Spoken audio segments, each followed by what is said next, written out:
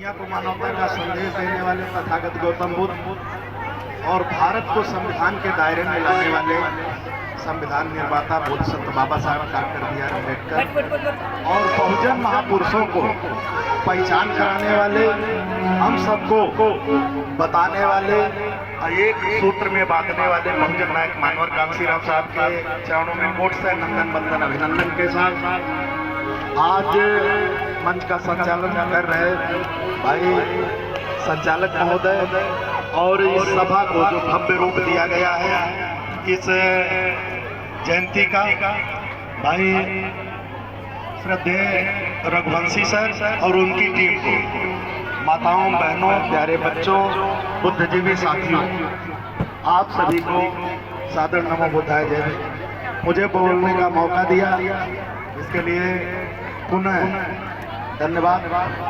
जय भीम। साथियों, जैसा आप सभी को मालूम है कि अभी मास्टर साहब बहुत विस्तार पूर्वक उन्होंने बताया है।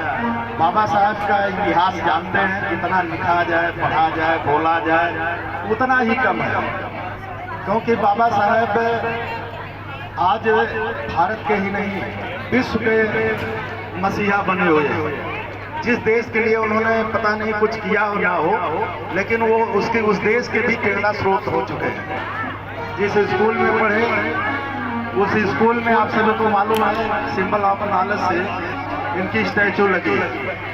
सोचिए कि सिंबल ऑफ नॉलेज जिस समाज को भारत के लोग समझ नहीं पाए, जिस जात को लोग अछूत और नीच शूद्र कहते हैं, उसी समाज से निकला हुआ बंदा सिंबल ऑफ नॉलेज बन जाता है।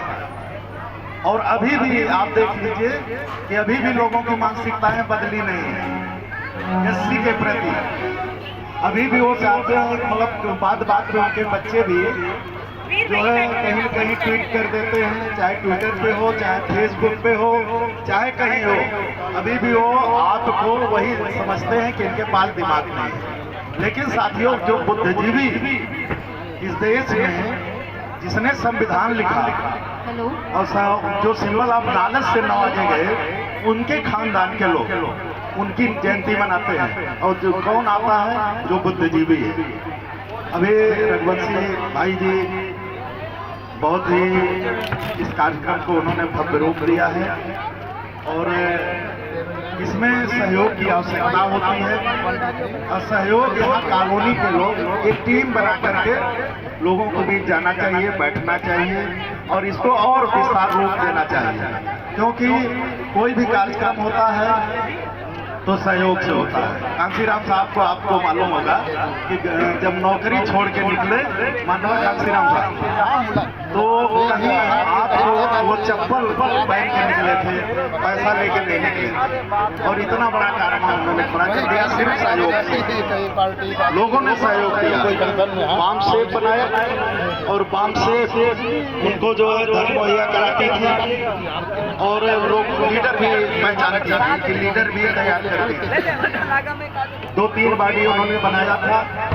तो साथियों, इसी तरह अगर कार्यक्रम को भव्य रूप देना चाहते हैं आप लोग, तो आप जो है इस कॉलोनी में जो लोग भी हैं और कॉलोनी से इर्द गिर्द भी है, जो पहचान के हैं, सबको जो है सहयोग देना चाहिए।